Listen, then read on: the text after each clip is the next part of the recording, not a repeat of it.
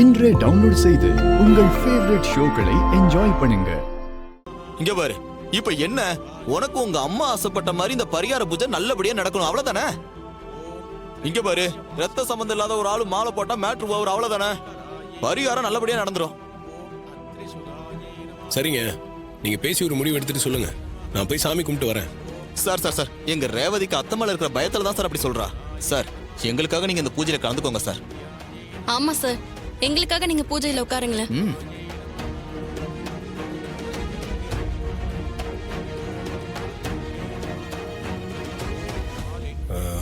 சரிங்க, உங்க எல்லாருக்காகவும் பண்றேன்.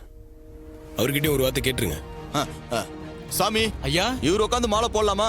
பேஷா போடலாம். டைம் போயிட்டே இருக்கு, சீக்கிரம் வந்து உட்கார சொல்லுங்க. சாமியும் சொல்லிட்டாரு, அப்புறம் என்ன?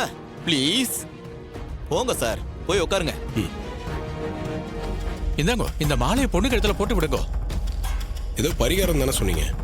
சார், பரிகாரமே ரத்த சம்பந்தம் இல்லாதவங்க மாலை போடுறதா.